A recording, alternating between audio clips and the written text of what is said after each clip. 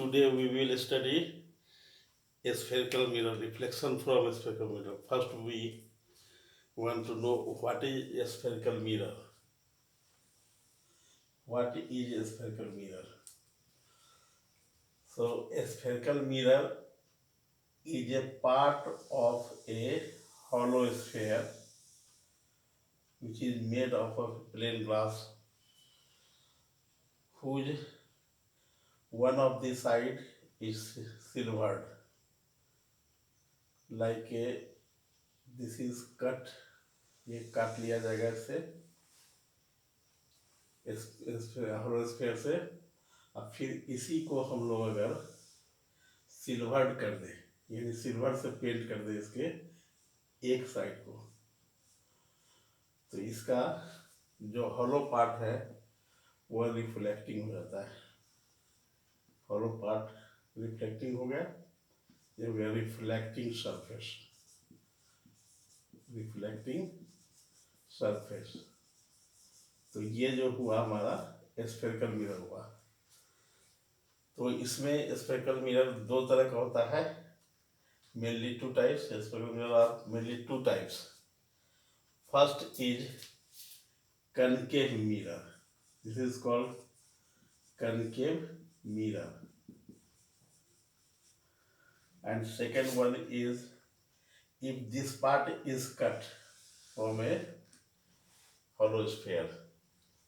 अगर इस पार्ट को हम कट कर ले और इसको इसके इनर साइड को अगर सिल्वर्ड कर दें, अंदर वाले साइड को सिल्वर्ड कर दें, तो यह हमारा दूसरे टाइप ऑफ स्फेरिकल मिरर हो जाएगा, जिसको हम लोग कन्वेक्स मिरर कहते हैं।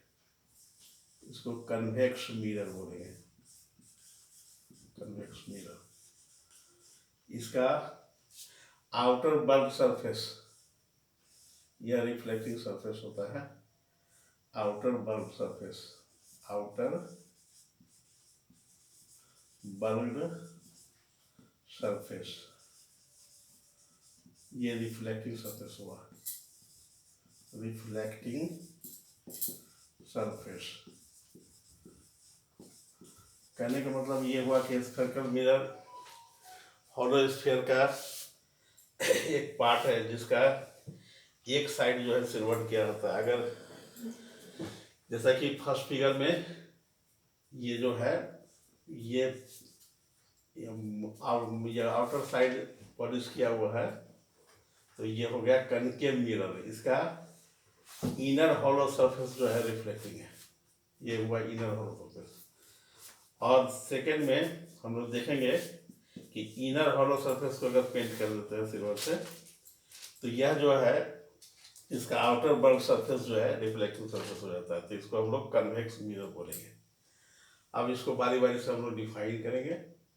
सबसे पहले हम लोग स्फेरिकल मिरर का डिफिनेशन देते हैं कि spherical mirror is a part of a hollow sphere made of plain glass whose one of side is silvered is called spherical mirror।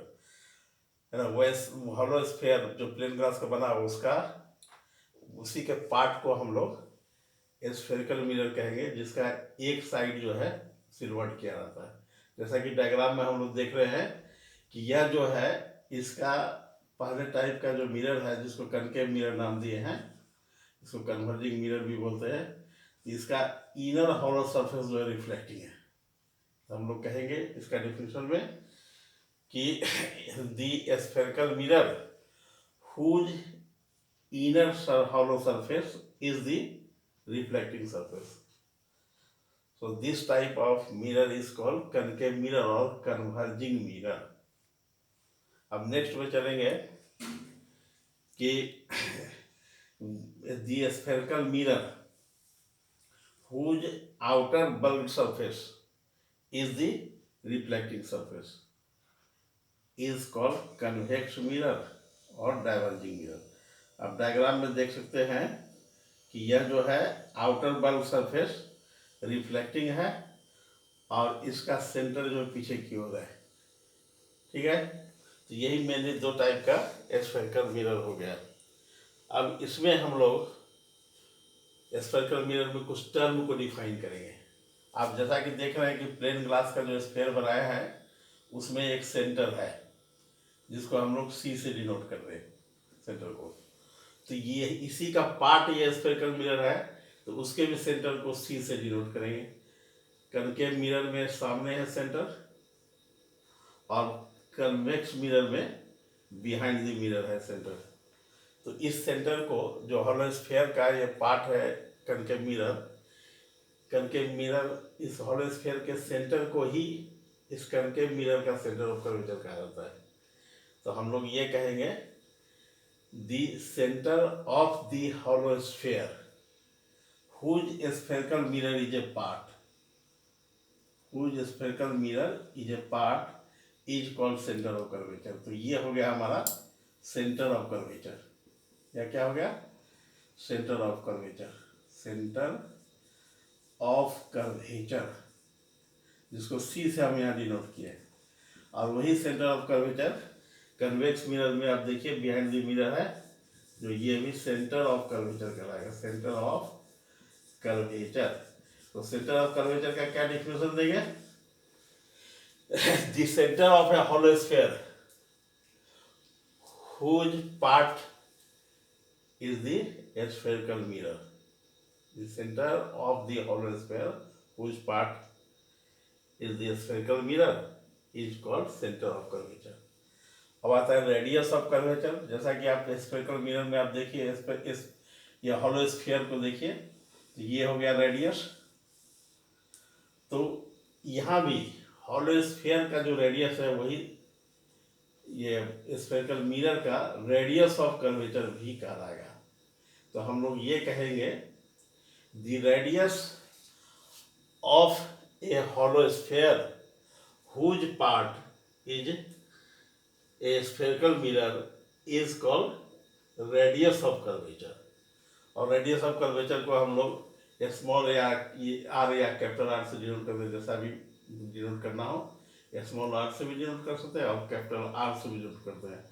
आप देखिए कि रेडियस जो है ऑफ कर्वेचर कनकेव मिरर में मिरर के रिफ्लेक्टिव सरफेस के सामने है और कन्वेक्स मिरर में रिफ्लेक्टिव सरफेस के पीछे है। दोनों में फर्क है। तो इस तरह से हम लोग देखें कि ये सेंटर ऑफ कर्वेचर और रेडियस ऑफ कर्वेचर का डिफिनेशन कि the radius of a hollow sphere which part is the spherical mirror is called radius of curvature. It is denoted by small R और कैपिटल आर। इसको denote करते हैं। अब आता है यहाँ पर कि कनकेव मिरर में रेडियस ऑफ कर्वेचर और सेंटर ऑफ कर्वेचर दोनों मिरर के रिफ्लेक्टिव सरफेस में सामने हैं, इसलिए कनकेव मिरर का सेंटर ऑफ कर्वेचर और रेडियस ऑफ कर्वेचर दोनों रियल होता है। A concave mirror has real centre of curvature and real radius of curvature because both are in front of the mirror. Mirror के सामने है। लेकिन convex mirror में इसी को देखेंगे अगर तो मिरर के पीछे है, रिफ्लेक्टिव सरफेस के पीछे सेंटर ऑफ कर्वेचर भी है और रेडियस ऑफ कर्वेचर भी है।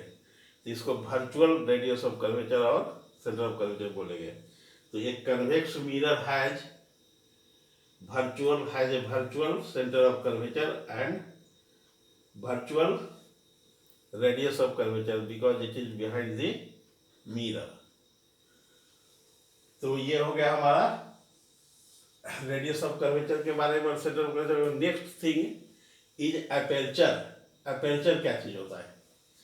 तो थर्ड पार्ट पे हम लोग जाएंगे aperture of the mirror. Third one aperture क्या है? अपर्चर। तो अपर्चर जो है वह स्फेरिकल मिरर का टोटल लेंथ है, यहाँ से लेके यहाँ तक जो इंसिडेंट रे के लिए एक्सपोज्ड होता है। इसी पर इंसिडेंट रे यहाँ से यहाँ तक आ सकता है। तो हम लोग इसके डिफिनेशन में कहेंगे the total length of spherical mirror which is exposed for the incident ray। The total length of a spherical mirror which is exposed for the incident ray is called aperture of the mirror, spherical mirror. अब इसी aperture का total length जो spherical mirror का है, चाहे concave हो या convex हो, इसका एक मिडिल पॉइंट होगा कहीं पर भी। इसका मिडिल पॉइंट जो है यही पोल कहलाता है, जो उसको कैपिटल पी से डिनोट करेंगे। तो दोनों में आप देखिए पोल को, ठीक है, ये कैपिटल पी हो गया पोल, कैपिटल पी से डिनोट किए यहाँ पर। ये क्या है कि स्फेरिकल मिरर का टोटल लेंथ का जो मिडिल पॉइंट है वही है, इसको कैपिटल पी से डिनोट किए हैं। तो अब पोल को हम लोग डिफाइन करेंगे, the mid point of the aperture of the mirror is called pole which is denoted by capital P, जिसको कैपिटल पी से डिनोट किया है यहाँ पर। इसके बाद नेक्स्ट थिंग आ जाता है प्रिंसिपल एक्सिस।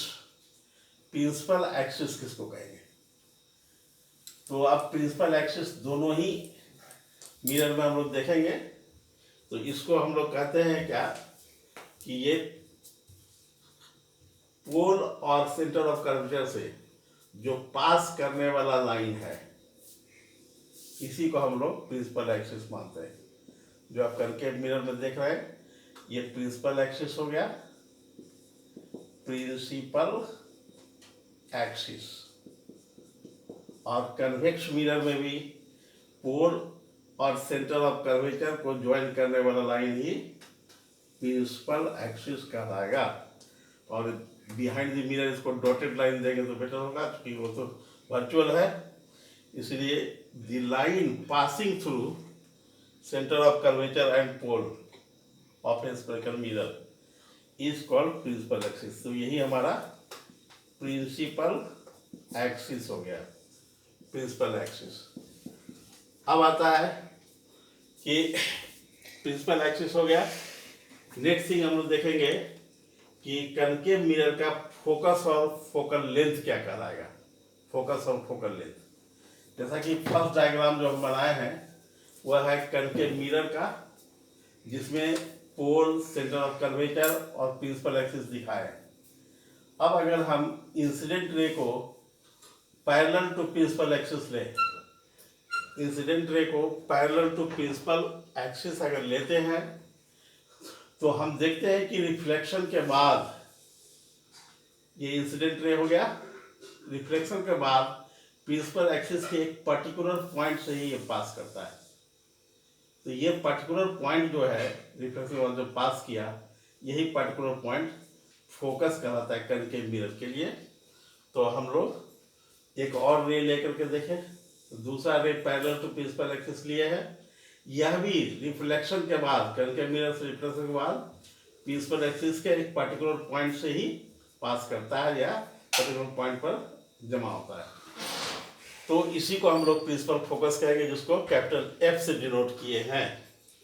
तो अब हम लोग कनकेव मिरर के लिए प्रिंसिपल एक्सिस को डिफाइन करेंगे और कहेंगे the rays parallel to principal axis after reflection from a concave mirror, after reflection from a concave mirror passing through a particular point on it, एक पर्टिकुलर पॉइंट से pass करता है, which is called focus, जिसको which is generated by capital F. कहने का मतलब हुआ कि जो भी ray parallel to principal axis अगर हम लेंगे कनकेव मिरर में, तो वह रिफ्लेक्स मिरर से रिफ्लेक्शन के बाद एक पर्टिकुलर पॉइंट से पास करता है। उस पर्टिकुलर पॉइंट को ही हम लोग फोकस कहेंगे। और फोकस और पोल के बीच के डिस्टेंस को हम लोग फोकल लेंथ बोलते हैं, जिसको स्मॉल एफ से डिनोट करते हैं। ये हो गया पोल हमारा और ये हो गया फोकस। इसी के बीच के डिस्टेंस को, the distance between the pole and the focus of a concave mirror is called its focal length, which is denoted by small F. ये हो गया। नेक्स्ट इज, हम लोग अब ये देखेंगे कि कन्वेक्स मिरर में फोकस और फोकल लेंथ क्या होगा। अब कन्वेक्स मिरर में हम rays parallel to principal axis लेते हैं, तो यह रिफ्लेक्शन तो कन्वेक्स मिरर के सरफेस से ही हो जाता है, लेकिन ऐसा लगता है कि ये रे मिरर के पीछे किसी पर्टिकुलर पॉइंट से आ रहा है, मतलब पर्टिकुलर पॉइंट से डाइवर्ज कर रहा है। तो देखिए सरफेस से ही रिफ्लेक्शन हुआ, लेकिन लगेगा क्या, वह मिरर के पीछे किसी पर्टिकुलर पॉइंट से निकल रहा है या डाइवर्ज कर रहा है। तो इसी को हम लोग क्या कहेंगे, प्रिंसिपल पर्टिकुलर पॉइंट को प्रिंसिपल एक्सिस पर ये फोकस कहेंगे, और ये बिहाइंड द मिरर हुआ।